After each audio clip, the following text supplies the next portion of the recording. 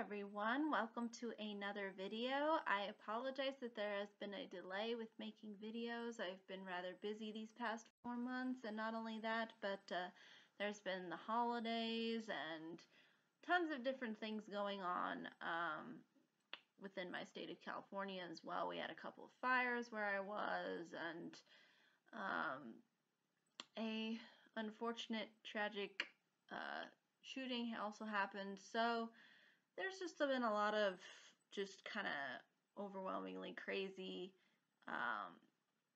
things that have happened these past 4 months. So I have been kind of putting videos, unfortunately, on the back burner as a result. But I hope to be caught up by the hopefully end of this second to last video that I'm going to be making, which is this one, and then I'll be making another one, and then I should be fully caught up. So you will get 4 videos for the price of 1. So without further ado, let me discuss a little bit about 2018. In other words, what were my favorite movies of 2018?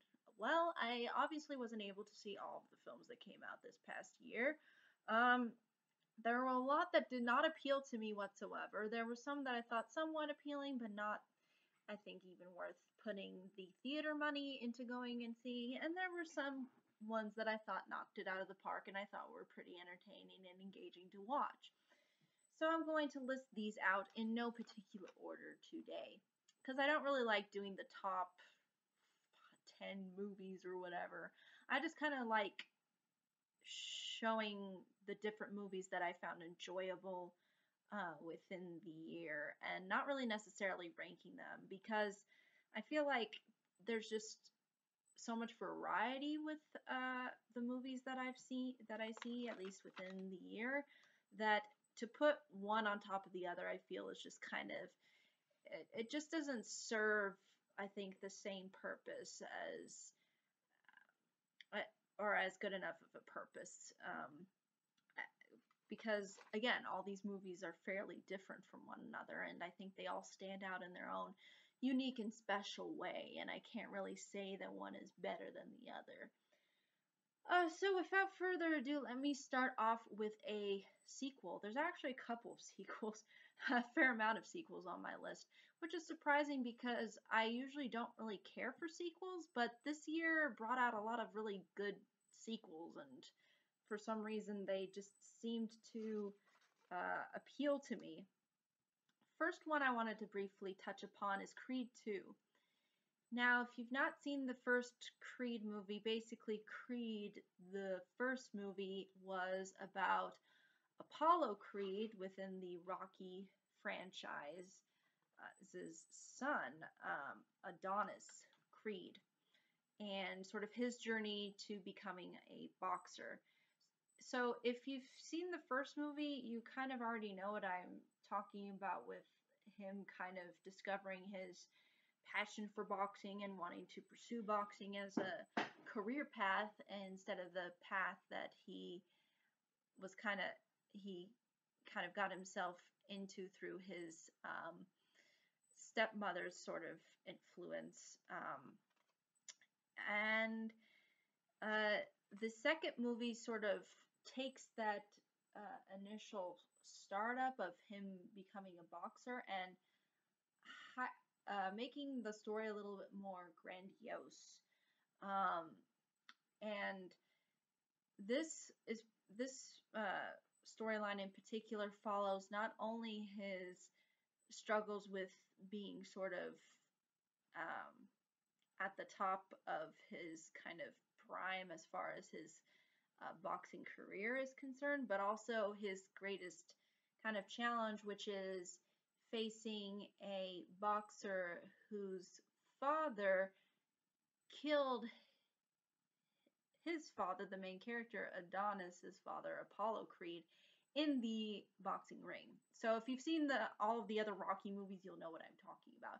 And I think it kind of helps to maybe watch the Rocky series so you kind of understand within the whole context of where Adonis Creed sets in and where Rocky in particular comes into the picture and everything. It definitely helps having that kind of first first Creed movie introduction and a little bit of the Rocky movies uh, in your back pocket to sort of really understand everything that has been weighing up to this point of Adonis Creed going up against the son of the man who killed his dad.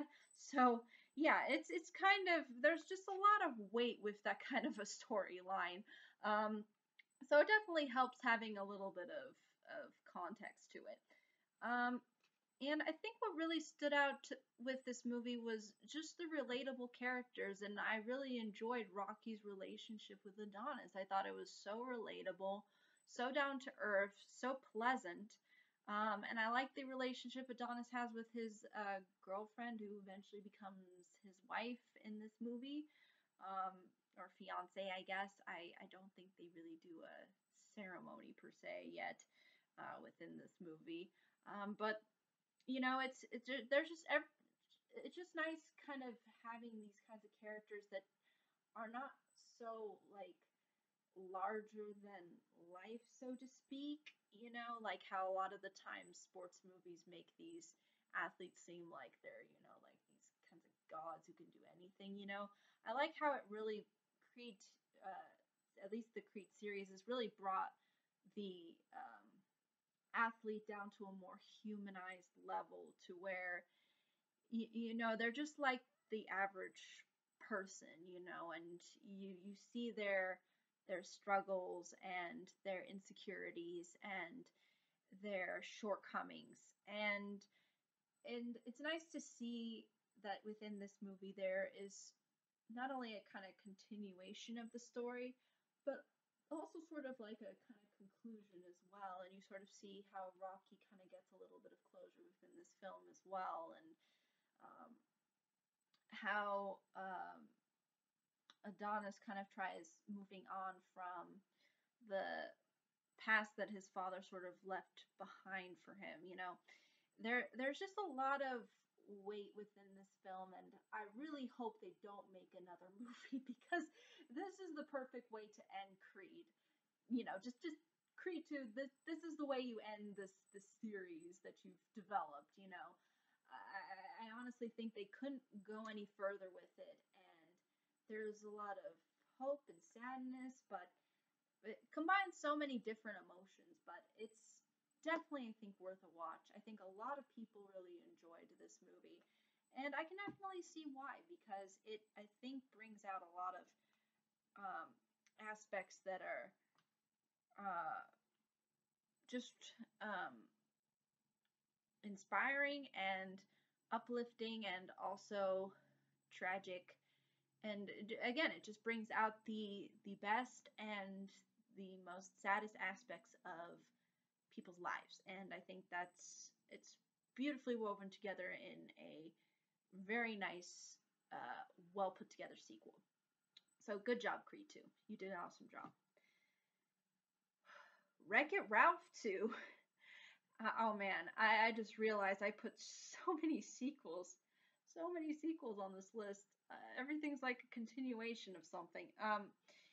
Okay, I know there's some people who don't particularly care for this film for whatever reasons they give, X, Y, and Z. Some people were saying that they preferred that Vanellope sort of be the person, the main character, to learn the lesson, since in the first movie, Wreck-It Ralph was the character who kind of learned the lesson, something like that. And I can understand some of the criticisms that people jive at this movie for, but I personally found it very enjoyable and fun to watch.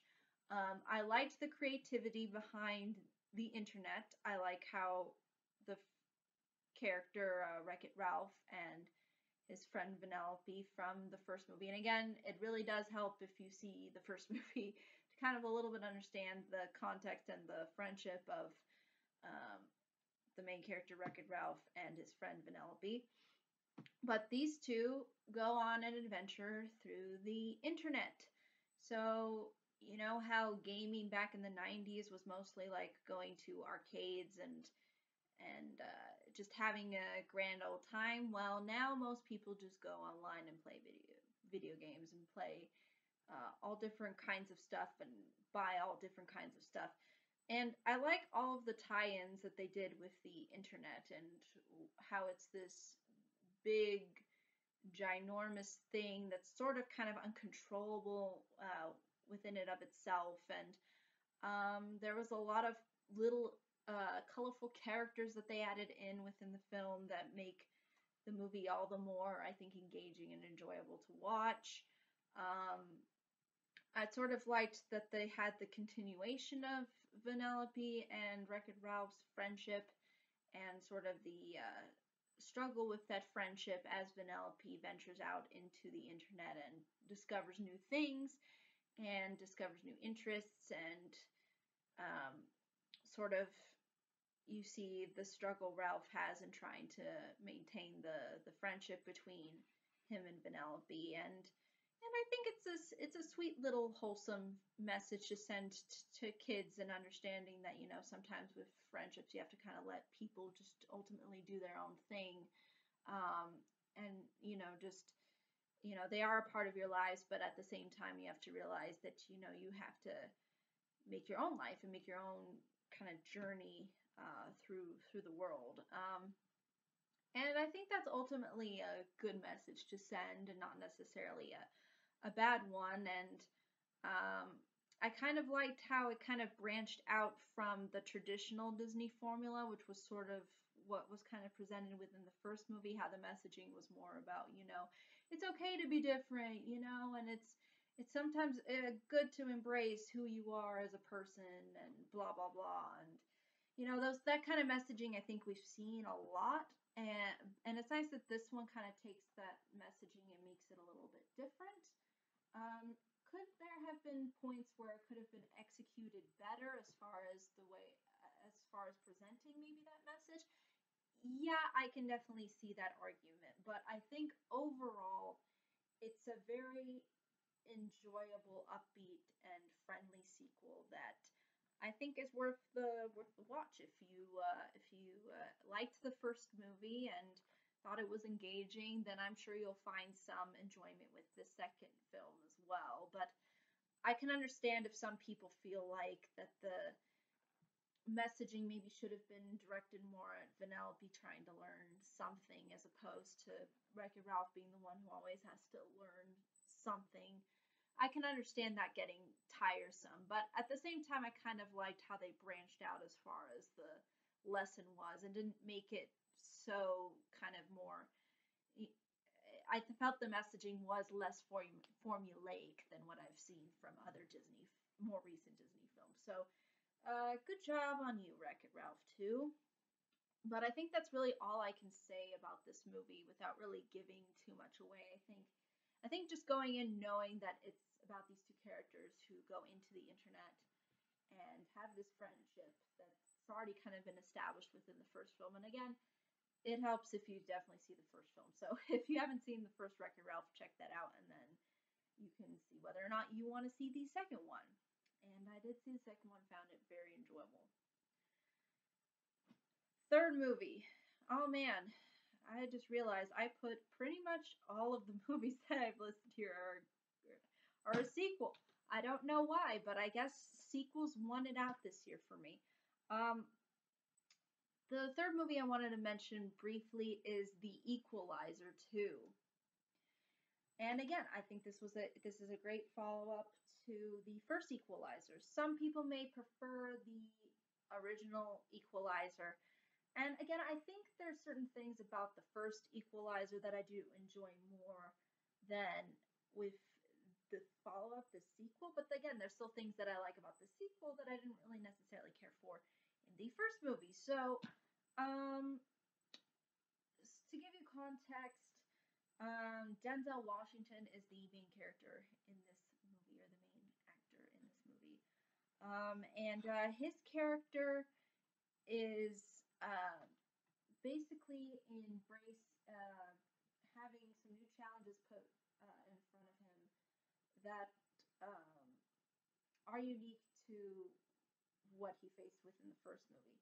And again, the first movie I thought was again a little bit formulaic on the side of, yeah, there's like these evil Russian mobsters, and they're they're going after this poor innocent girl, and he tries to save the poor innocent girl, and it's very the first one is a very traditional kind of plot that I've seen in a lot of other action movies.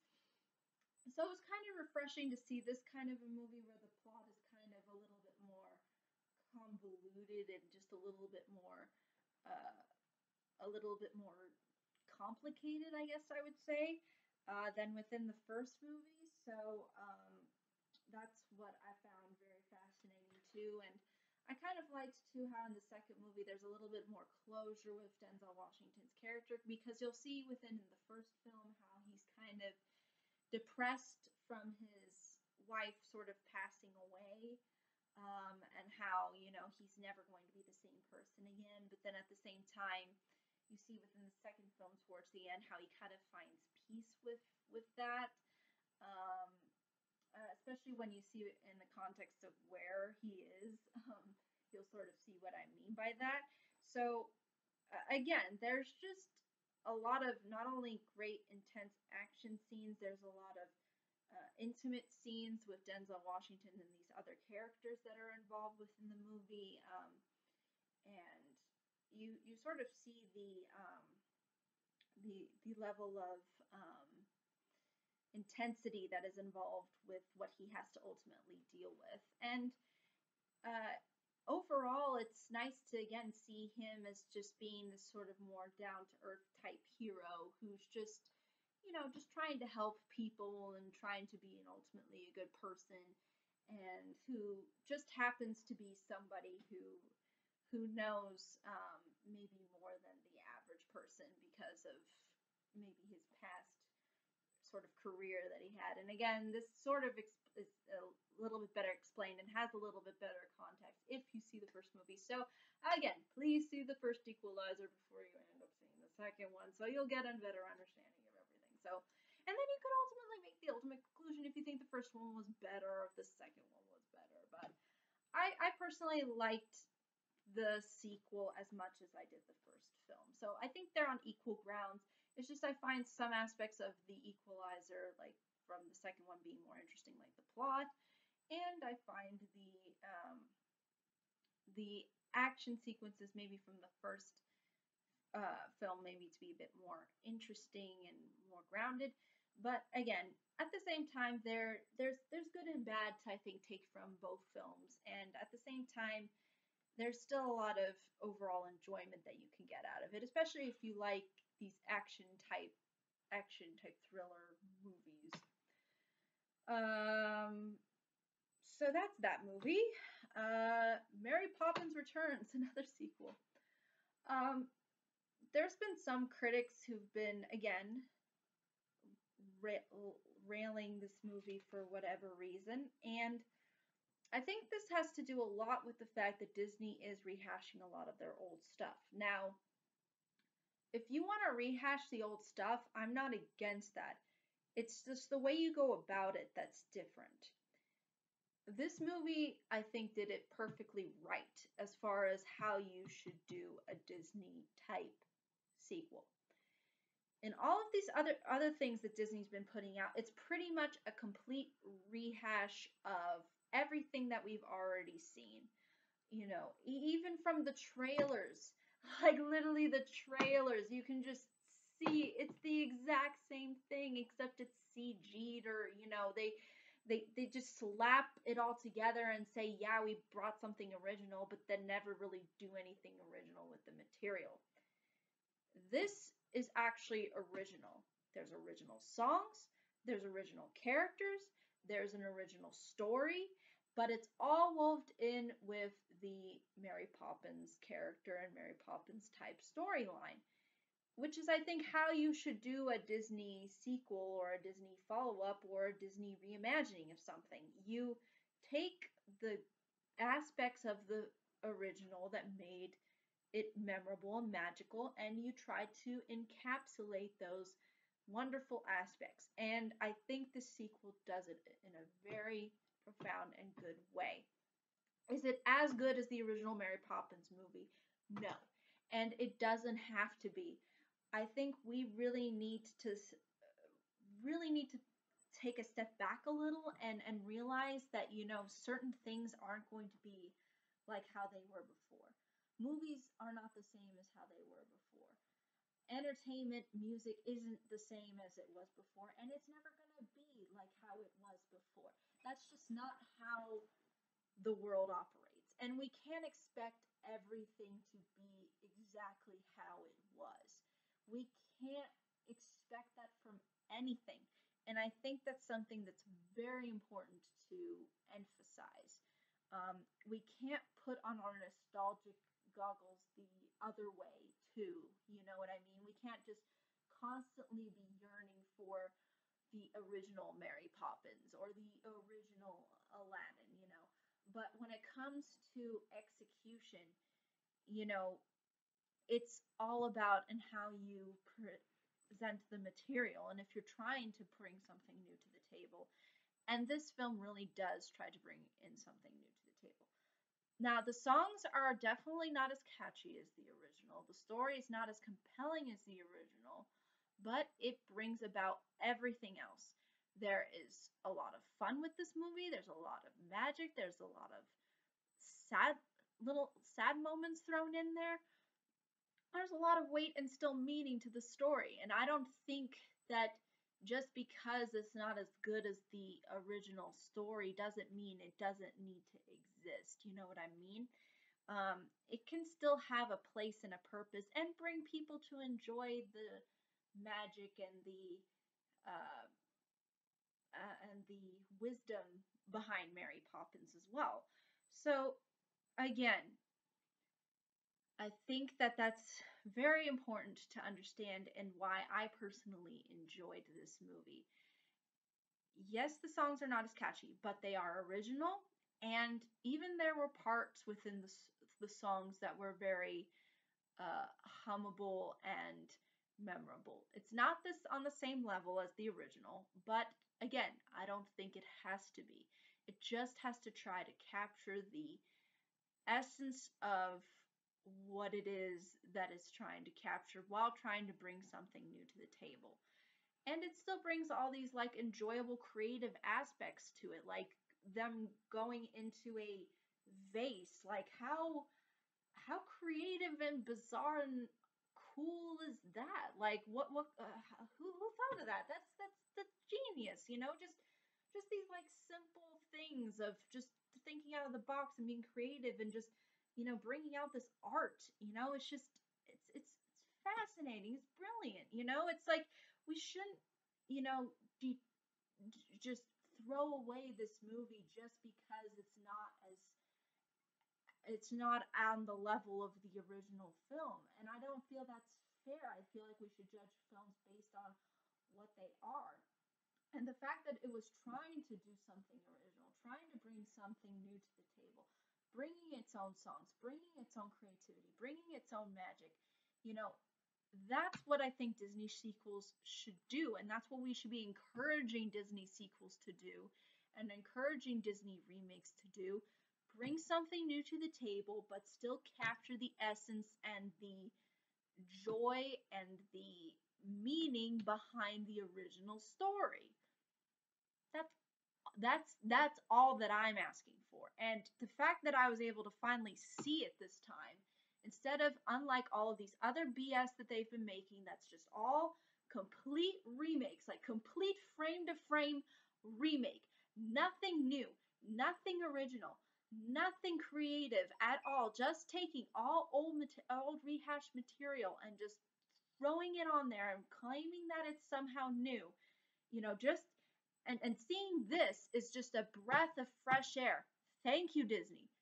More like this. This is what we need more of. You to do this kind of material and not a complete copy of your original works. Thank you. Thank you, people who made Mary Poppins Returns. Thank you. You understood what it means to make a Disney sequel. Thank you. And not a complete remake. Thank you. Thank you for doing that. Okay, I think that's all I can say about that one.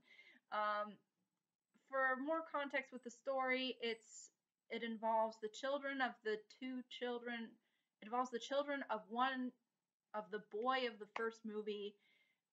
There's financial hardships, somewhat similar to the first movie, but not quite. And again, it takes a completely original take on it overall, and a completely different time period. And the children are kind of unique too, and they don't kind of embrace Mary Poppins initially and her ideas, but then they suddenly, slowly but surely, get suckered into her whole world that she shows them. And again, I think if you look at this movie and you look at all of the other stuff that Disney's been trying to pull with bringing back all the old nostalgia, this is how you bring back old nostalgia to me. Not the not the copy and paste Beauty and the Beast, Cinderella, all that. No. This is how you do an original story. Thank you. Uh, so I think that's really all I can say about that without really giving too much away. So if you haven't seen it, I think it's definitely worth a watch.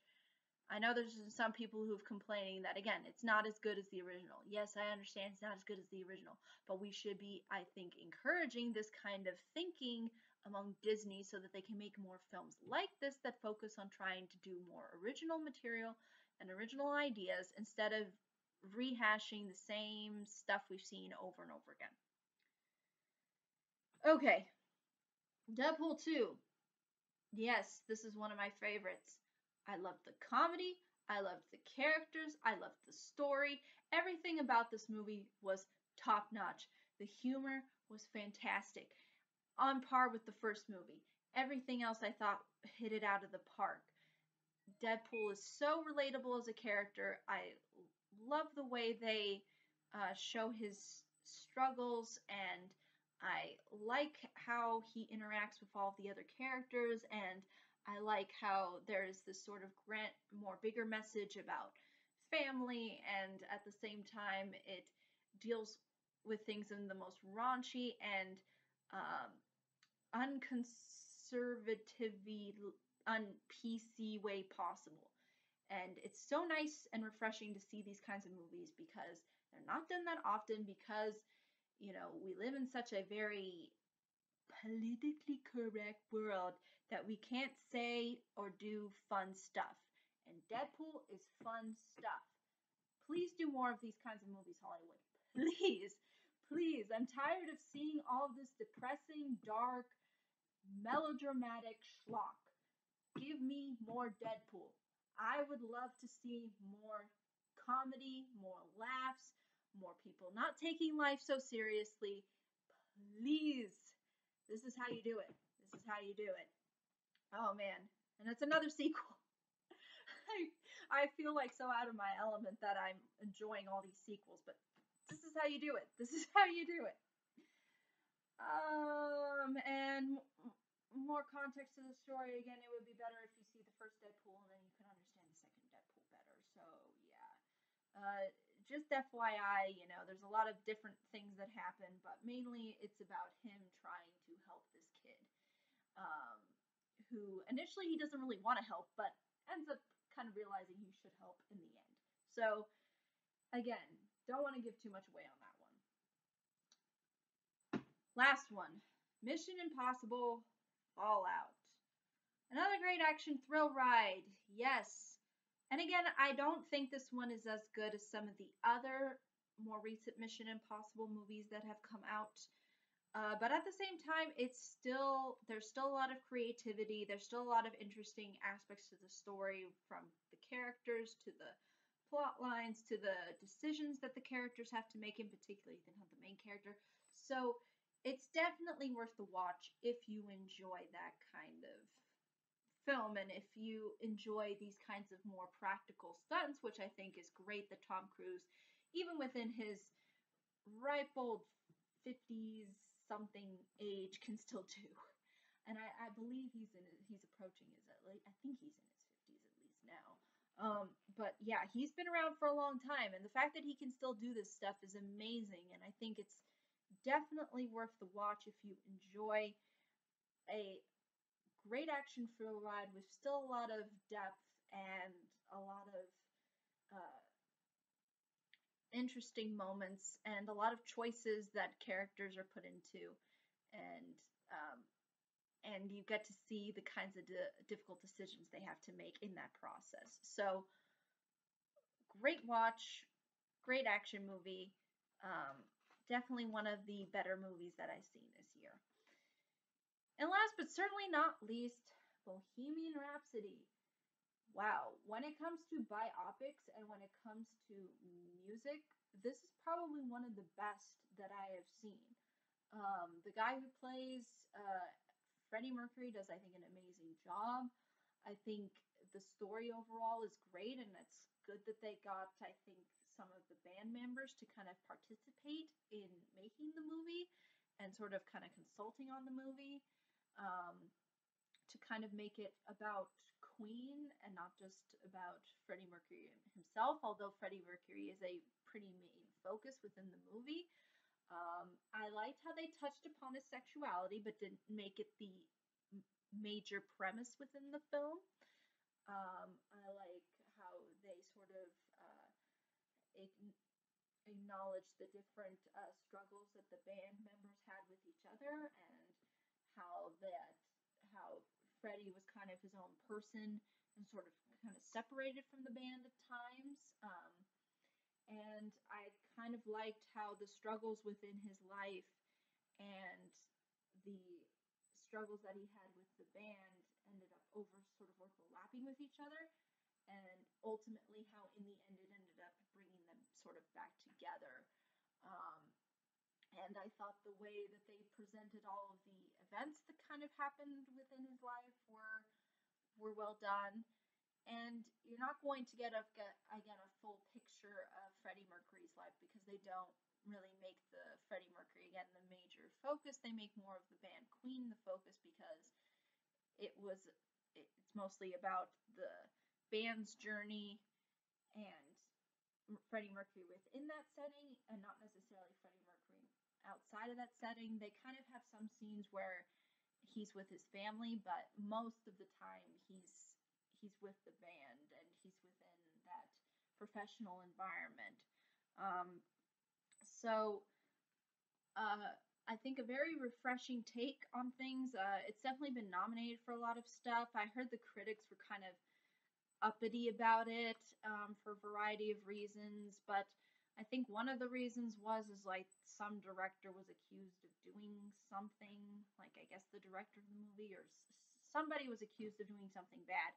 But I don't think that should condemn a movie. Like, I'm sorry. Like, just because somebody did something, supposedly, maybe, we don't even know, it seems like, it did something bad, that shouldn't condemn an entire movie, especially if the majority of the people that worked on it were completely innocent of any fault or not doing anything wrong. So I don't know. I heard there's just a lot of different little things that I guess didn't make this movie go out of the park. Um, but I really don't listen to critics anymore because I feel like they are not only really cynical, but they'll poke holes in anything, and they'll they'll praise movies that are more so, I think, on the political side now, which annoys me. I think that we should praise films for films and not what political message they're sending to people. So yeah, but those are my 7 movies that I enjoyed this year. And I know there's probably others that you can point to that were great. Let me know which ones those were, and I'd be more than happy to hear you out and maybe even check them out for myself. But those were the 7 that when I look back on the year of me seeing movies, that I could go back and say I really was invested in them. I enjoyed them. I would definitely watch them again. Excuse me. But I think that's really all I can say. Thank you so much for watching. I hope you all have a pleasant day, week, month, and year, and I hope to see you all in the next video. Take care.